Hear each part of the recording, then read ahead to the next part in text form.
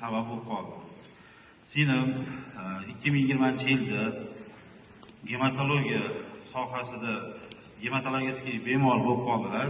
Chunki unda oq qon tashxisi qo'yilganligi uchun oq qon shu darajada og'ir darajada bo'ldiki, 10 kundan 1 oyga qoldi. Biz bir narsa deya olmaymiz dedi. Lekin buni shu holatda bo'lishini o'zimiz anglanmay qoldik. Srochniy maza qochdida bansiga olib kelib yotqizdik. Bansida shunaqa tashxis qo'ydi va doktorlar srochniy ximiya quymasak bo'lmaydi.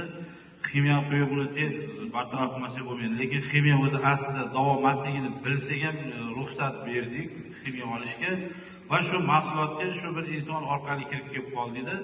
Mahsulotni bitta emas 4 tadan mahsulot olib iste'mol qildik va mana hozir 8 kurs ximiyani oldi va 8 kurs ximiyadan keyin uje kecha yaqinda oktyabrda boshida analiz topshirdi.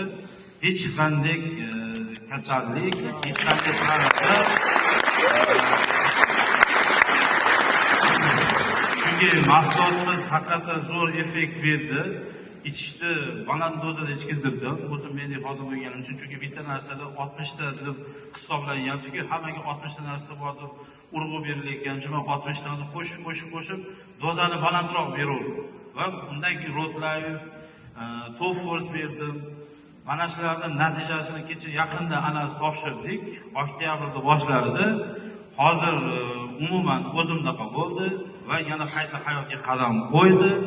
Shu holatga kelguncha biz gematologiya bansani eshiklarini tagida qolib ketdik, chunki davo izlash kerak, nimadir qilishim kerak deb o'zimga o'zim.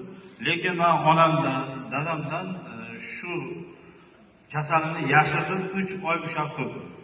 Qarasam bo'lmaydi, chunki holat og'irligi uchun majbur aytdik, lekin ular stressga tushib qolishini o'ylab, ularga keyin ozgina qiynalib qolmasin deb men o'zim hamma yo'lni o'zimga oldim va ayolim bilan Toshkentda 2020-yil shu yotqizgan bo'lsak, shu holatdan olib chiqib ketdik.